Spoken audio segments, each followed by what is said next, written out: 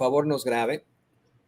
Te quería hacer un planteamiento sobre la cobertura que se está llevando en estos momentos a nivel internacional sobre el juicio de Genaro García Luna. Estuve revisando algunas de las columnas, algunos de los artículos que llevan, si es que los llevan acá en Estados Unidos.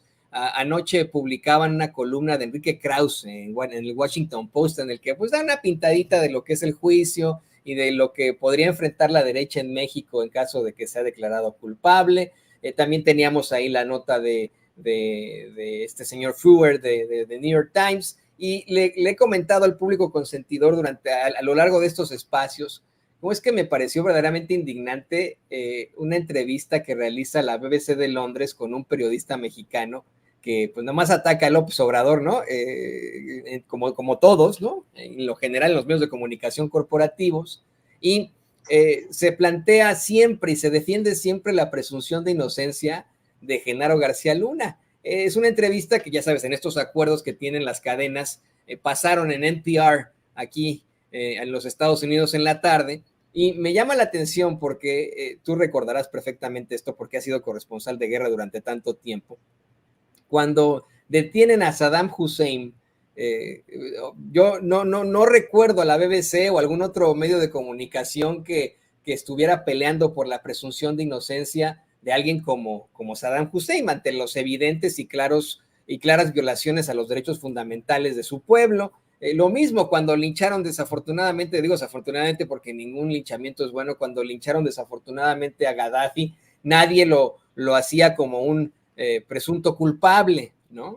En todos estos casos han quedado claramente quiénes son esos personajes, y ante la gran cantidad de pruebas que existen en contra de Genaro García Luna, los documentos que se han presentado, las investigaciones periodísticas con todo el rigor, me tengo que atrever a preguntarle a un periodista de larga carrera como tú si es verdaderamente necesario que como periodistas tengamos que seguir presumiendo la inocencia de Genaro García Luna. No, mira, yo creo que lo que ocurre muchísimo, yo creo que esto quizás es una de las primeras lecciones que uno aprende cuando está estudiando periodismo, y es de manera muy esquemática. Para un periodista cuando comienza se le advierte que a veces no siempre va a ser uno capaz de capturar toda la verdad, porque a veces la verdad es compleja. Y hay una metáfora, un cuento, que hace alusión a los 7 ciegos hindúes, a quienes reúnen, y entonces está un hombre y está junto a ellos un elefante.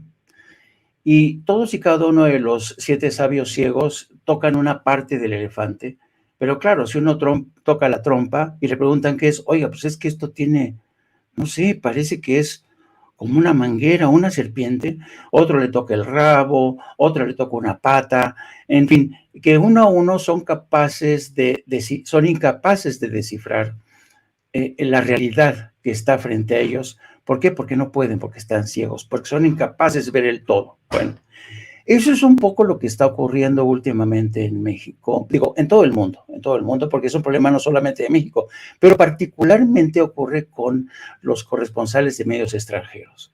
Por ejemplo, generalmente, por regla general, y esto lo dijo alguna vez el presidente López Obrador, cuando llega un corresponsal a México, siempre, y esto pues yo he sido enviado especial muchas veces y siempre yo viajaba con un archivo, me lo leía, me preparaba antes de llegar y procuraba elegirme fuentes, identificaba fuentes que me hablaran a favor y en contra. Y también hablar con la gente del pueblo. Y después de que hablas y reúnes todos estos testimonios, ya te puedes hacer una composición de escena más o menos completa. ¿Cuál es el problema de los actuales enviados especiales? Que casi siempre recurren a la gente que tiene una columna o un programa de radio, o publica en determinado medio corporativo, y entonces el input que reciben, es decir, la información que reciben ellos de primera mano, es ya información sesgada, manipulada, ¿no? Por ejemplo, hace poco vi un reporte de una enviada de Euronews que aterrizó y lo primero que hizo fue reportar, entrevistar a personas que opina todos en contra de López Obrador, y por eso dijo esta periodista que el presidente quería imponerse, continuar su mandato. Otro ejemplo de, por ejemplo, que es mi queja, por ejemplo, con algunos medios, la CNN, por ejemplo. Uno de los periodistas más respetados, creo yo, uno de los periodistas que a mí me gusta mucho su estilo, es Farid Zakaria, que tiene un programa todos los domingos que se llama GPS. Bueno, pero el problema de Farid Zakaria cuando tiene que hablar de México, siempre entrevista a los mismos. Por ejemplo, Jorge Castañeda. ¿Y qué opinión te va a dar Jorge Castañeda de México?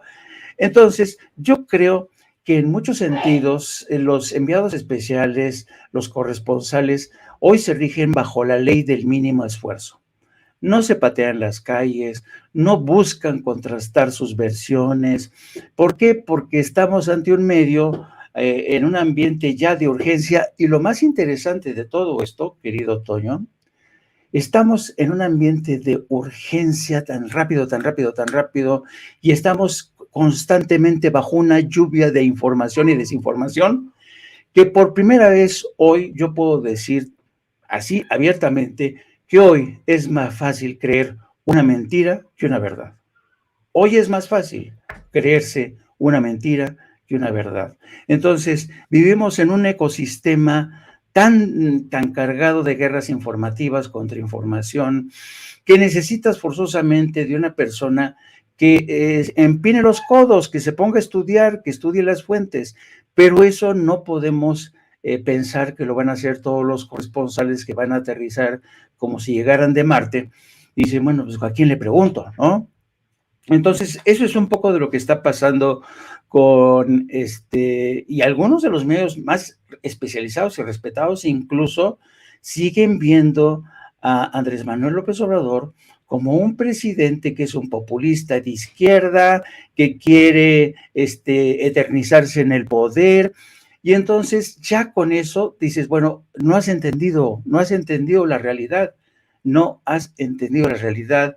Hay quien, yo, pues que soy muy viejo, me acuerdo que en algunas conversaciones que tuve yo con uno de los mejores corresponsales del Financial Times, yo me decía, cuando terminaba su gestión como corresponsal en México, yo le decía, digo, ¿cuál fue la parte más difícil de tu labor como corresponsal en México?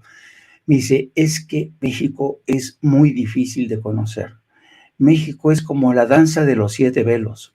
Tienes que ir descubriendo poco a poco hasta realmente encontrarte con el verdadero México.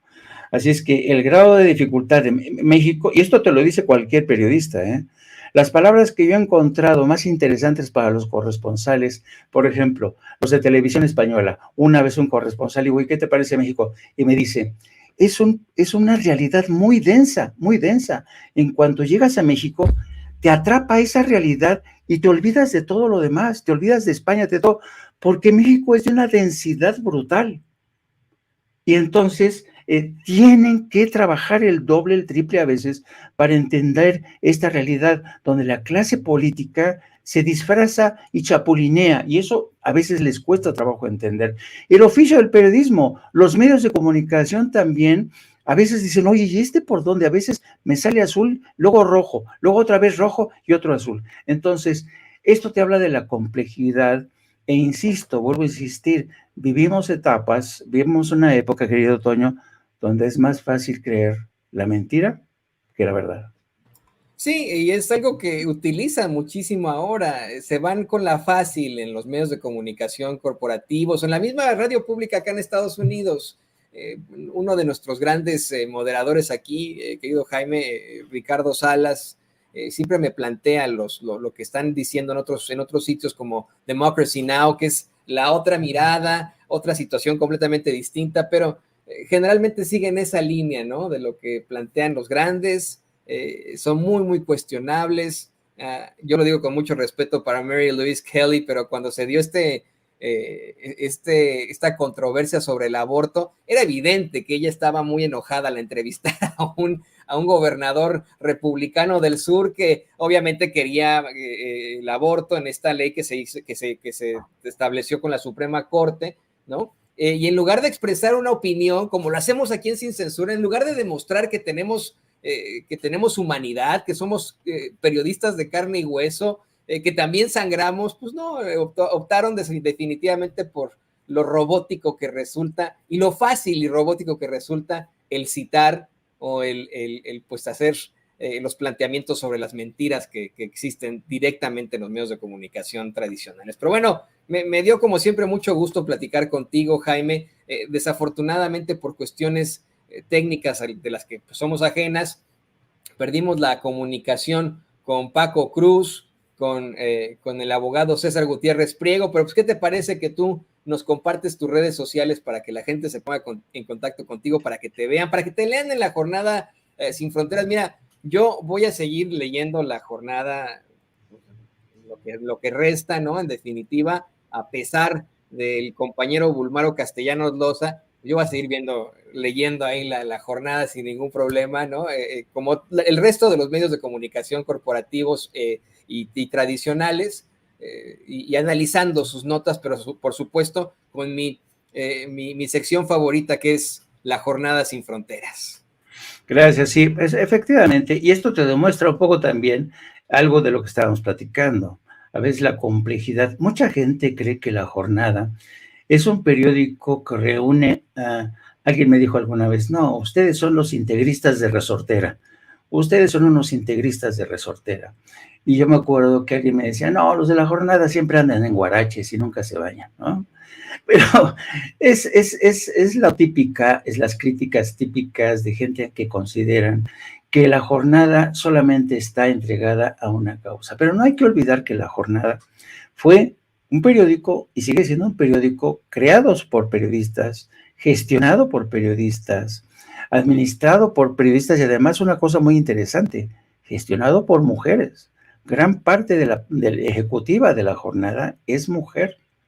Es fascinante ese tema porque la verdad son mujeres que han sabido administrar muy bien porque han administrado en tiempos de crisis, han administrado en tiempos de bonanzas y francamente La Jornada es un periódico que sigue a pesar de todo manteniéndose como un referente. Entonces tenemos que entender que La Jornada no es un periódico que sea una sola estructura granítica, ¿no? Es imposible y además sería aburrido. Imagínate que La Jornada estuviera integrada por periodistas que comulgan con las mismas ideas y hay gente que a lo mejor sí simpatiza con el presidente López Obrador, pero hay gente que de plano no, pero eso hay que entenderlo, ¿no?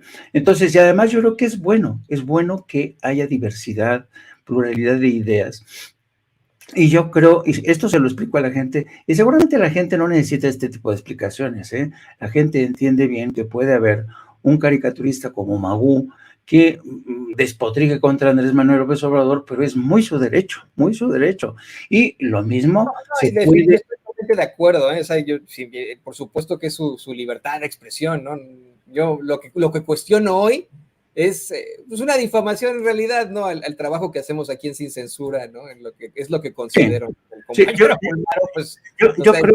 yo creo que se han metido de forma demasiado gratuita contra Sin Censura, pero pues así son las cosas, Arrieros somos, querido Toño, arrieros somos. No, sí, en el camino andamos, tienes toda la razón, querido Jaime, y bueno, pues me queda más que agradecerte. Tú estás cerrando esta mesa conmigo, pero te veremos todavía en más espacios aquí en Sin Censura, y pues estamos en la próxima, querido Jaime.